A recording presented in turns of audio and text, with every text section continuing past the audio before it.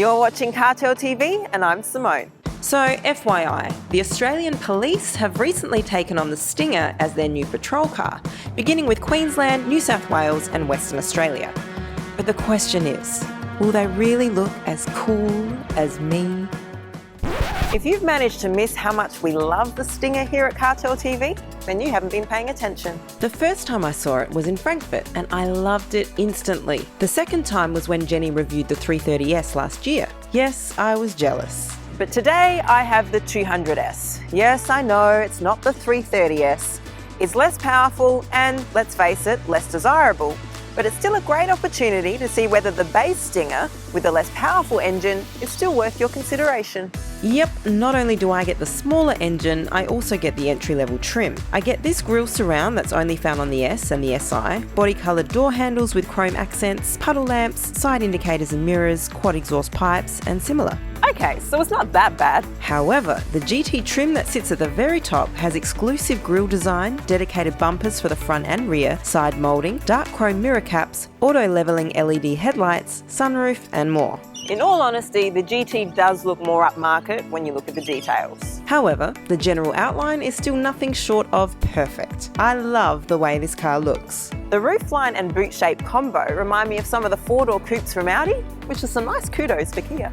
The grille surround is different, but the shape of the grille is the same design success that we've seen on the GT trim. The same goes for the stunning headlights. Okay, the bumper is not the same, but even this one looks pretty good. But still, in terms of design, the GT is obviously better, but the S doesn't fall far behind. The 2-litre turbo, however, does look less interesting on paper. It has 182 kilowatts of power and 353 newton meters of torque. The torque's available from just 1400 revs and all the way up to 4000 revs. That's pretty good. But when compared to the 272 kilowatt and 510 newton meters of the turbocharged 3.3 litre, put it this way, I know which one I would choose. Still, on the road, the 2-litre feels relatively punchy, especially if you take control with these paddle shifters. That low-down torque really means a lot in everyday driving and the power is far from lacking.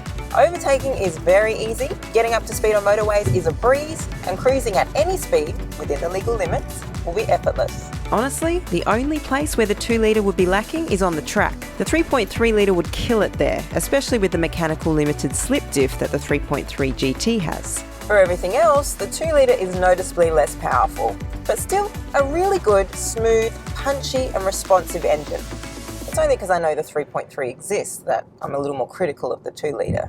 The engine is paired with an 8-speed automatic, the same one found in the 3.3, and it's great. Smooth, fast, and never hunting for gears. It's also a big part of why this 182 kilowatt petrol car officially consumes only 8.8 litres per 100 kilometres. This entry level gets all of the driving modes of the higher trims, which makes the car a little more versatile, and you can use custom mode to really fine-tune the drive to your preference. Suspension, steering and braking are awesome. Even with the weight of about 1700 kilograms, the Stinger is very agile and easy to direct. It's also a large family car, so they paid a lot of attention to comfort and managed to get that sweet spot where the car is reasonably comfortable and also agile enough to keep that power in check. Dedicated Aussie tune is always a good thing. Steering feedback is great and the brakes do their job with confidence. So, am I enjoying driving this 2-litre Stinger?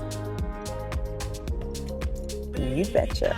The interior is nice and clean. I remember how it reminded us of some recent Mercedes models when we first saw it during Jenny's review, but now seeing it again, I have to say it's really got a feel of its own.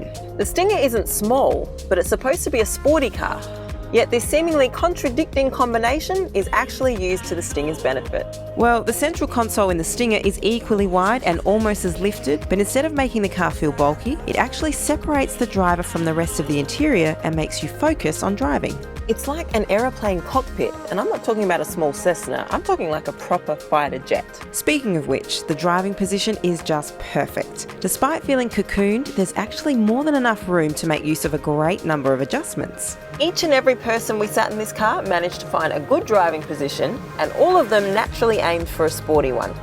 Tells you something about the success of the design of this car, doesn't it? Aside from the looks, practicality is also pretty good. Ergonomics are great, there are sufficient storage spaces, infotainment screen is well positioned, and it has Apple CarPlay and Android Auto across the range. This entry-level model gets a 7-inch screen, while the higher trims get a slightly bigger 8-inch one. Legroom and headroom in the rear are good, but not really huge. Jenny had enough space, and I don't really feel cramped even though I'm taller, but I'd still prefer a little bit more space, especially for my head.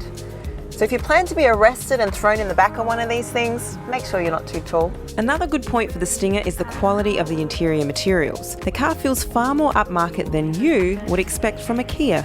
And that's because you are snobbish and reluctant to accept the fact that Kia and Hyundai continue to get a hell of a lot better with each new model.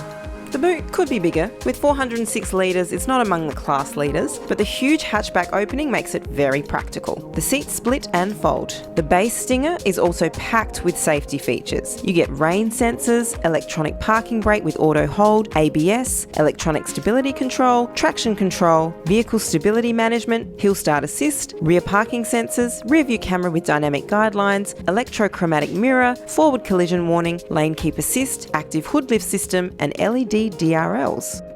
Autonomous emergency braking is added across the range to rectify the one major safety rating issue.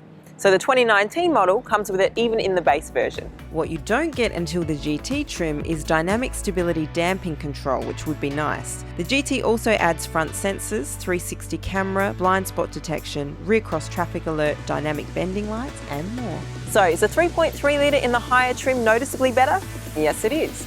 Does it make the 2 litre in the entry level obsolete? No, it does not. This is a wonderful car, packed with safety features, beautifully designed with great materials, comfortable and very fun to drive even with the 2 litre. Hey, it is a 182 kilowatt rear-wheel drive machine. Let's also not forget the pricing. The bottom of the range 2 litre Stinger will cost you just over $51,000. Need more power? It's about an extra $3,000 to get yourself that tasty 3.3 litre in the bottom trim. Yes, the 3.3 litre is better, but the Stinger is one of the rare cars whose entry-level version gives so many benefits. Thanks for watching Cartel TV. Make sure you subscribe to our channel and hit that notification button.